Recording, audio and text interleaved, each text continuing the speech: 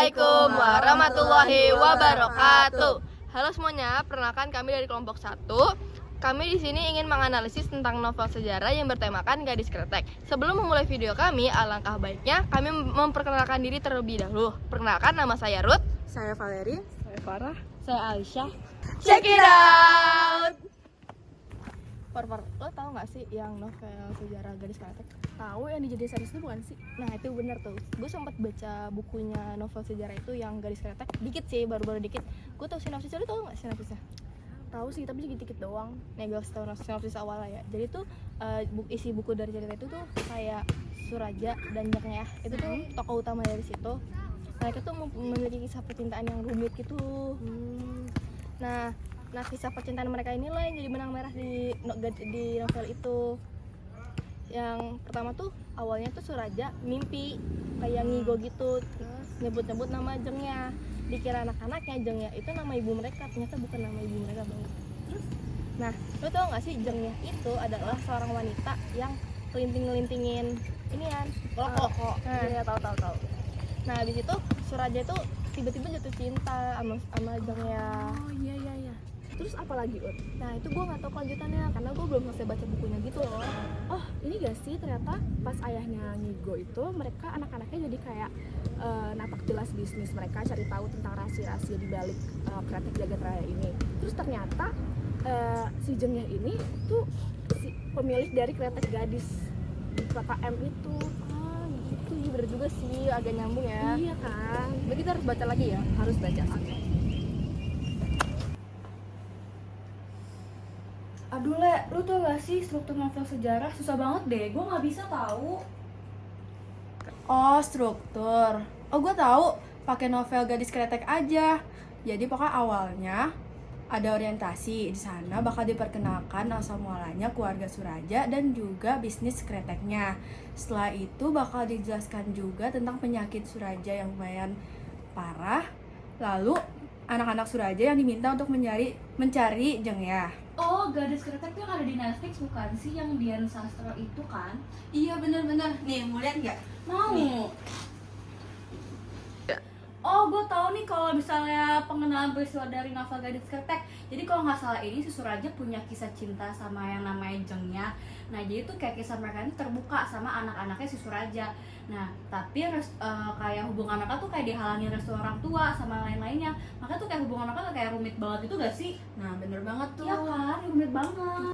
Nah, itu kan pengenalan peristiwanya. Sedangkan menuju konfliknya kalau nggak salah, nanti anak-anaknya Suraja bakal mengetahui tentang Jengya dan juga percintaan Jengya dan ayahnya. Oke, gue tahu deh puncak konflik dari novel Gadis Kretek ini. Kalau nggak salah nih, si Suraja ini ngebuat pabrik kretek sendiri yang bernama Kretek Cap Arit Merah.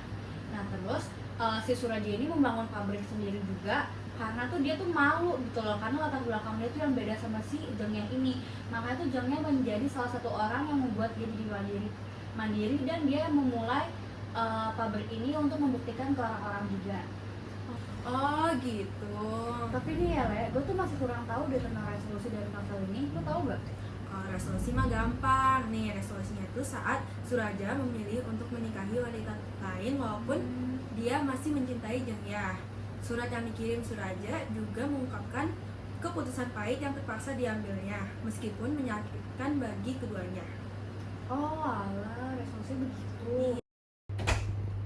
Oh guys, kalian lagi ngapain nih? Kita lagi bahas ini loh, novel Gadis Kretek itu. Oh kebetulan tadi kita ngebahas ini Iya, ya, sama. Kita bagian sinopsis, kalau kalian bagian apa? Bagian struktur Gadis Kretek. Kayaknya asik nih, kita bahas lagi yuk. Ayo bahas bareng aja. Let's go. Ayo. Nah, selanjutnya tuh ada kaidah kebahasan kan.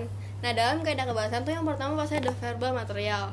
Verbal material pertama yang gue lihat dari Gadis Kretek ini yaitu aku spontan memegang leherku ketika Mas Tegar mengucapkan kata dibeleh. Itu ada di halaman, kalau nggak salah halaman 15. Lalu yang kedua itu ada sebelum ia membaca artikel yang ada di situ, hal yang pertama dicarinya adalah iklan. Itu ada di halaman 151.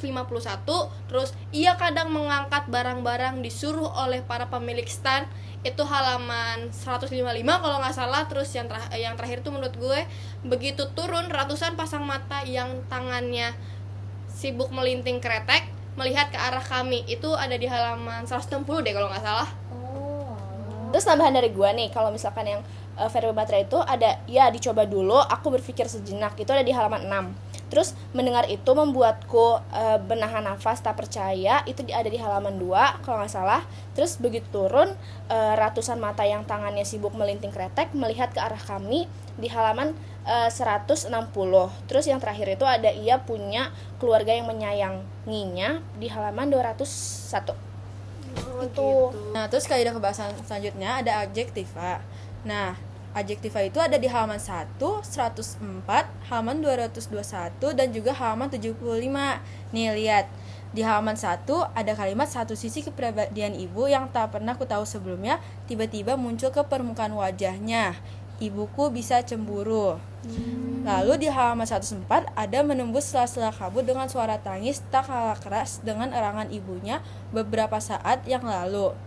Setelah itu, di halaman 221 ada modal yang cukup besar dikucurkan untuknya. Untuk yang terakhir, di halaman 75 ada kalimat pasti jauh lebih rapi daripada kelobot jagat. Pikir Idrus Moria. Oh gitu. Nah ini gue pengen tambahin nih yang bagian konjungsi temporalnya. Dia tuh ada di halaman 2. Nih kalau kalian bisa lihat, itu ada kerukunan rumah tangga ini pula yang kemudian diturunkan pada kami.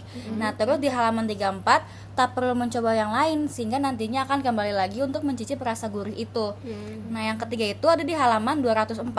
Awalnya dari Kasakusuk para buruh, selanjutnya dari Rukayah adik jengnya. Nah yang terakhir itu udah ada di halaman 3. Lalu hal yang ditakutkan itu terjadi, terbukalah. Oh gitu. Iya. Tak dulu, masih ada lagi satu lagi di kaidah Apa kebahasaan. tuh? Yang itu kalimat langsung.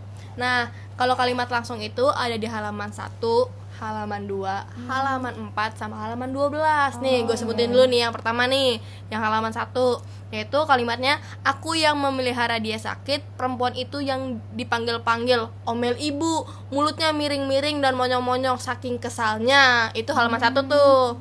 Nah, yang halaman 2, apa-apaan kalian menyebut-nyebut nama laknat itu tanpa kami tahu, ibu ternyata menden. Itu halaman 2. Yang keempat, yang halaman keempat nih, menurutku jika kita harus tanya ke ibu soal jengyah itu, ucapku. Itu halaman 4. Nah, yang terakhir nih halaman 12.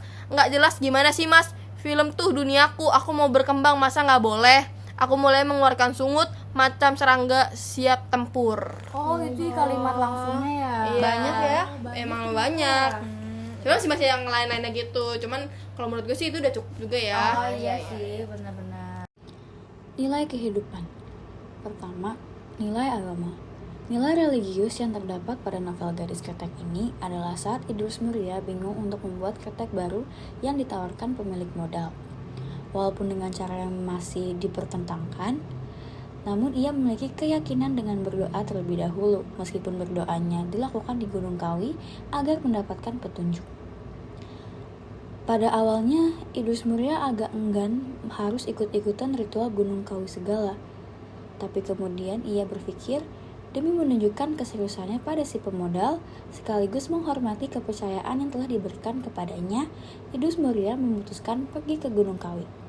Sebuah bus membawanya keluar dari kota M menuju kota Yogyakarta. Lalu, dari situ lebih mudah mencari bus ke Malang. Halaman 145. Nilai moral yang terdapat pada novel Gadis Kretek ini adalah pada saat Lebas sang putra bungsu dari Suraja yang tidak pernah memikirkan perusahaan, namun membantu seorang karyawannya yaitu Mira yang terlilit hutang dan sedang terancam keselamatannya dengan cara menggunakan cek perusahaan. Tokoh Lebas di sini memiliki moral yang baik, sebab pada awalnya ia adalah orang yang cuek, namun di sini ia memiliki rasa empati kepada Mira. Bahkan ia lebih mengutamakan keselamatan karyawan perusahaannya dibandingkan kepentingannya sendiri.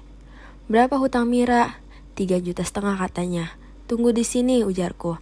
Aku segera masuk ke dalam kantor, aku pun mengambil cek yang ada di dalam laci meja direktur.